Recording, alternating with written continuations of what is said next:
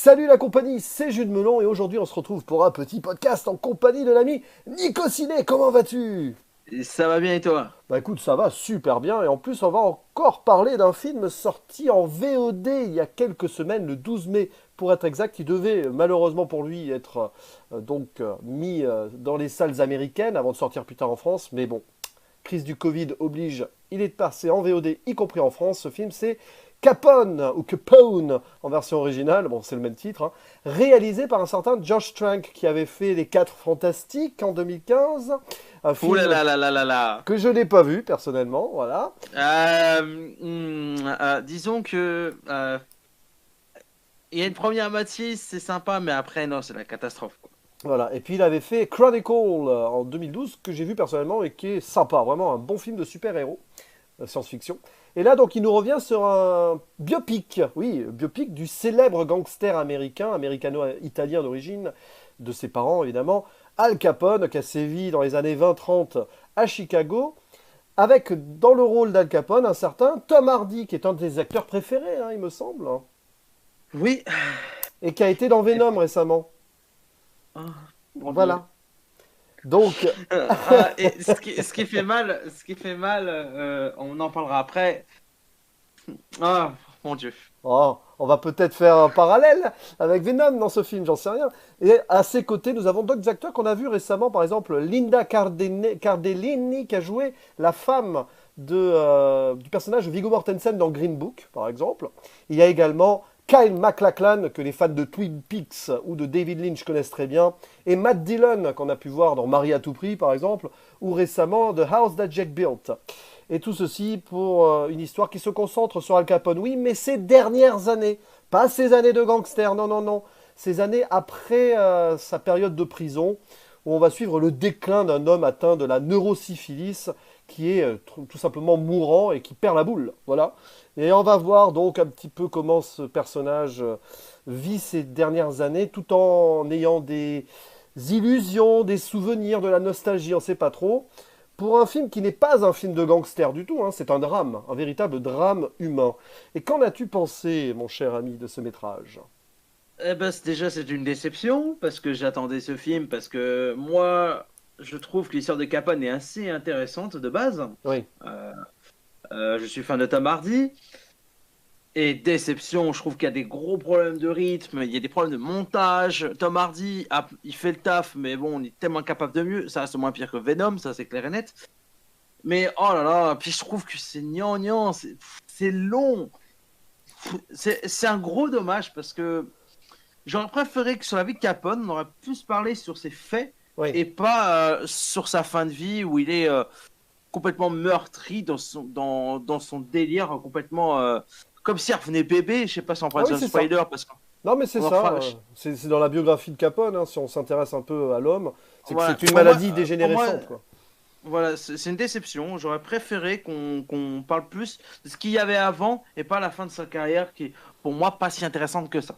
Disons que c'est Donc un, voilà. ouais, c'est ça, c'est un parti pris. Ils ont voulu faire un drame sur les dernières années, la chute d'un homme qui a été très important dans l'histoire américaine, mais pas pour les bonnes raisons.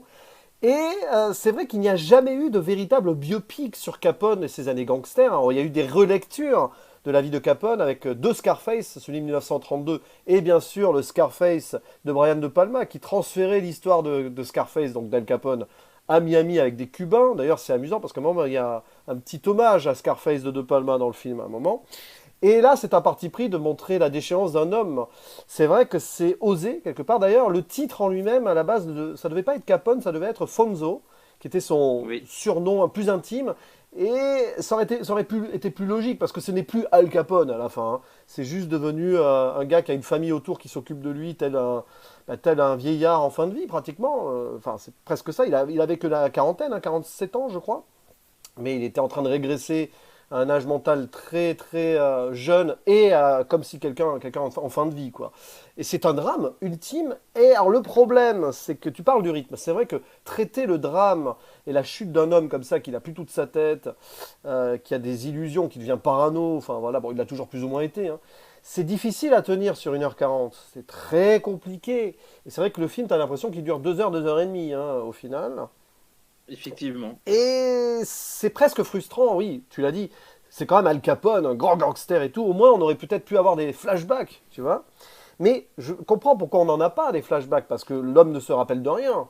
Ou ce dont il se rappelle, c'est de certaines bribes qu'il n'arrive pas à remettre ensemble aussi. D'où ces scènes improbables. Parfois, on est à la lisière du film d'horreur. Je sais pas si tu fais un petit peu fantastico-horreur, où avec ses hallucinations, il voit des choses bizarres, des gens qui perdent des yeux. Oui, Oh là là, j'ai avec un petit enfant aussi.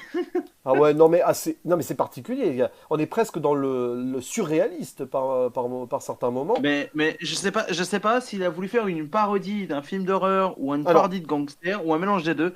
Je sais pas, parce que là, moi, mais, je suis bloqué parce que je trouve qu'il y a quand même quelques petites idées de mise en scène assez intéressantes, je oui, trouve. Il y a une photographie plutôt ah oui, sympathique, surtout dans les parties de nuit, qui a une petite beau côté son qui est très bien travaillé. oui, Au niveau de la réal, mis à part le rythme qui suit pas, je trouve qu'il y a quelques bonnes idées de réal, ah oui, oui. notamment à quelques, surtout vers la fin, je trouve, vers la dernière demi-heure, je trouve, en termes de mise en scène, ça apporte pas mal de bonnes choses. Oui, on en parlera en spoiler des dernières minutes. Oui, ça va être très intéressant. Bien entendu. Mais malheureusement, ça suffit pas. Là, 30 minutes sur 1h37, moi je suis passé à côté. Et c'est dommage parce que Tom Mm. Hardy, bah, je le trouve très bon quand même. Parce que voilà, moi je suis un fan de Tom Hardy. Après, je manque d'objectivité, on va dire non, parce que je le trouve très mauvais dans Venom. Mais bon. Mm. Mais c'est pas son meilleur rôle, ça c'est clair et net. Et je sais pas, il y a beaucoup de choses qui me gênent. Je suis très embêté parce que je trouve Mm. qu'il y a une dernière partie de mise en scène qui est très bonne, un Tom Hardy qui est très bon. Les acteurs secondaires sont pas trop mal, surtout bah, celui qui fait celle qui fait la femme, Oui, Linda Cardellini, oui. qui est qui est assez intéressante. Oui. Mais malgré tout, ça sauve pas le film, quoi. Et c'est dommage parce que. C'est, ouais. Tu vois, c'est d'ailleurs petite anecdote sur Linda Cardellini, qui est d'origine italienne, comme son nom l'indique, mais il faut savoir que l'épouse d'Al Capone était d'origine irlandaise. Alors bon, c'est un peu dommage, mais c'est pas grave, c'est un petit détail. Mais alors, en fait, tu sais, moi, j'ai pas donné mon avis encore. J'ai le cul entre deux chaises. Et j'ai un peu la même impression que Pinocchio. Alors, c'est pas pareil, hein, attention, rien à voir avec Pinocchio, le film. Mais j'ai l'impression que c'est un film qui sait pas où aller. Ah, Pinocchio! Désolé. Pinocchio, voilà. Oh là là, on a perdu nos oreilles. Non mais c'est un film qui sait pas où aller, un peu. Entre film horrifique, dramatique, pseudo-gangster, mais un petit peu, oui, il y a des passages, c'est du film de gangster parodié, et de l'humour. Parce qu'on joue sur l'humour, c'est particulier, c'est même un peu malaisant. Le personnage est en pleine dégénérescence mentale et le film se fiche de lui. Alors évidemment, c'est un retour de bâton, c'est un gangster qui est assez mal famé, qui a commis pas mal de crimes et tout, donc il est tourné en dérision ici. On salit un peu son histoire avec ce film quelque part, mais bon, c'est un anti-héros, donc pourquoi pas. Mais il y a des moments où bah il y a une scène assez improbable, un moment clairement où il a peur, voilà, parce qu'il a une illusion pendant la nuit, et il se chie dessus. Mais genre, vraiment, il se chie dessus dans le lit. Je sais pas si le réalisateur il a des délires assez euro ou scato, Ah bah mais c'est spécial. Mais la scène, c'est sur le moment, voilà. Ah, l'expression se chier dessus prend tout son sens. Et puis il y a des moments aussi où il dessine, non mais il dessine comme un enfant. Et à un moment, un canard, il fait. Ouin, ouin, ouin. ah, ouais, bon, un corbeau ou un canard. J'ai l'impression que Tom Hardy faisait le corbeau ou le canard. Je sais pas. Bon, il y a un petit problème de traduction de nos amis de la VF en sous-titres parce qu'à un moment, il dessine un ornithorynque et c'est marqué hippopotame en dessous. Je sais pas pourquoi. Bon, c'est pas grave, ils étaient partis en vacances. Non, mais en fait, le film a du mal à trouver son ton. Et je pense qu'il aurait été Et beaucoup c'est- plus fort s'il avait amplifié les scènes d'horreur et de fantasmagorie. À un moment, il y a une et c'est- scène, d'ailleurs, d'illusion qui va durer 10 minutes, peut-être un peu trop, d'ailleurs. Et à un moment où le film se perd dans ça, c'est que à force de nous mettre de l'illusion et tout, à aucun moment on va croire que certains trucs sont vrais. On sait d'avance quand il est en mode fantasme improbable ou quand c'est la réalité, quoi. Donc c'est un peu dommage aussi parce qu'on voit tout venir, dont la fin. Mais avant d'aller sur la fin, tu voulais peut-être rajouter quelque chose.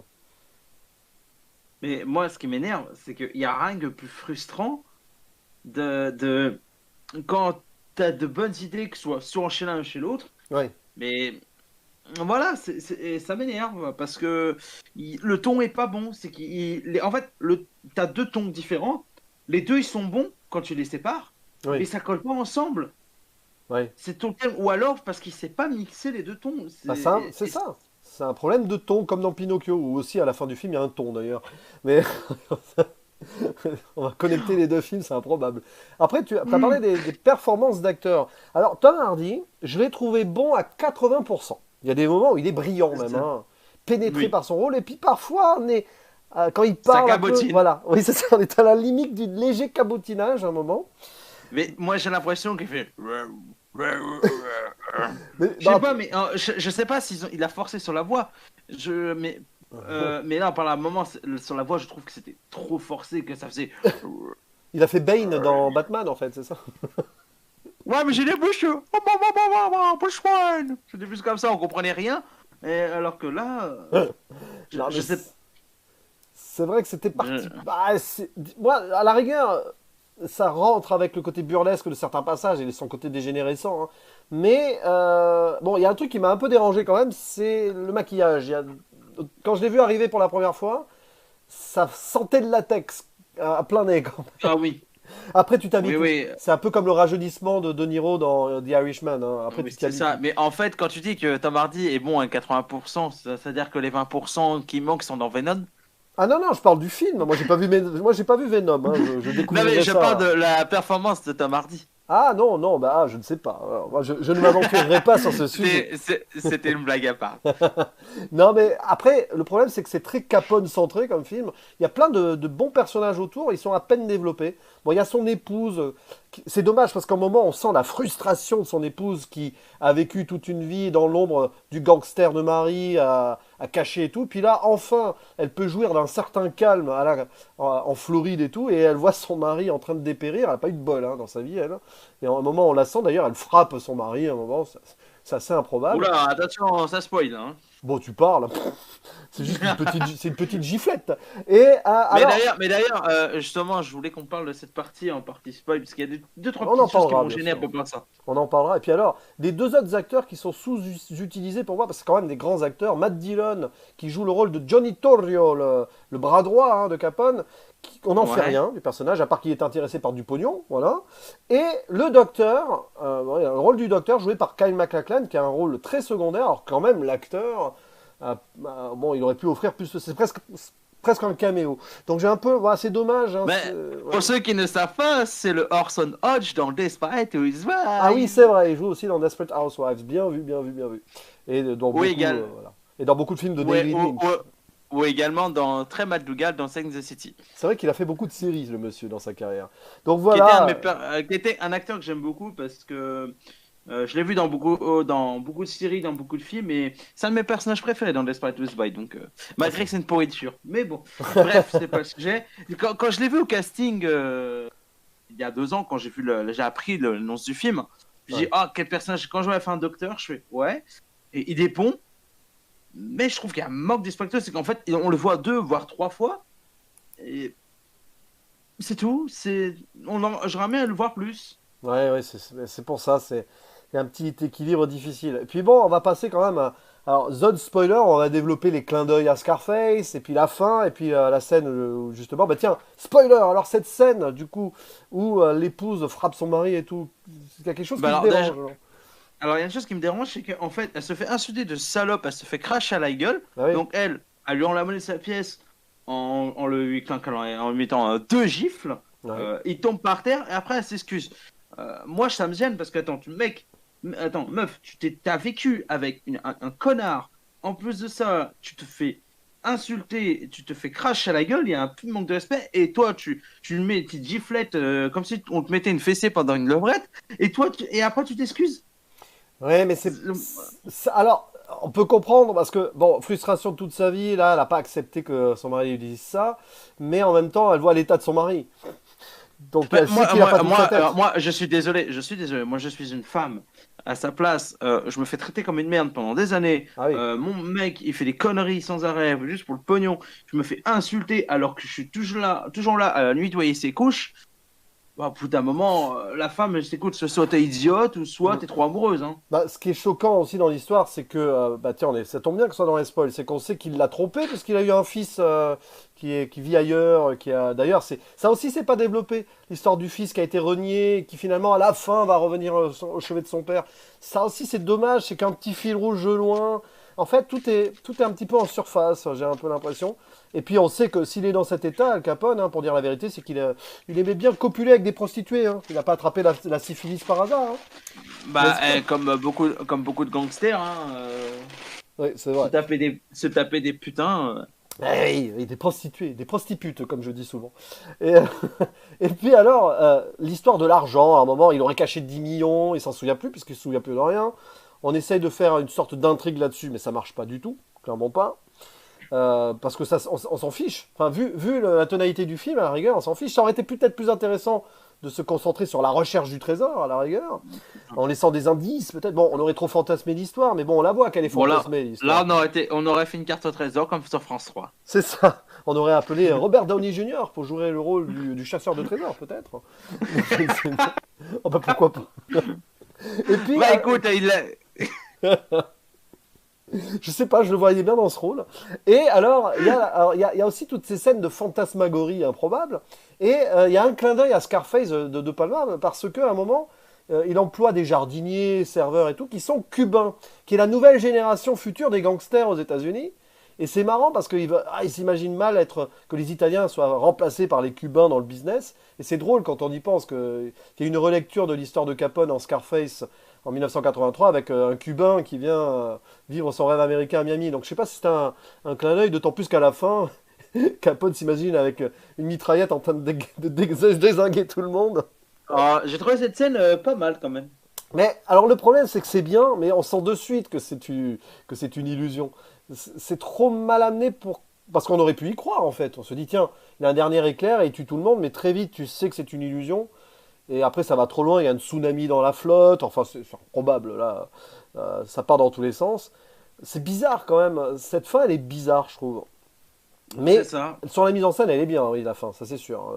Ça y est, il se lâche, on voit Tom Hardy il est content là, de se lâcher. Donc, en termes de mise en scène, c'est très bien fait. Au niveau des effets spéciaux, c'est bien fait et tout. Mais on n'y croit pas.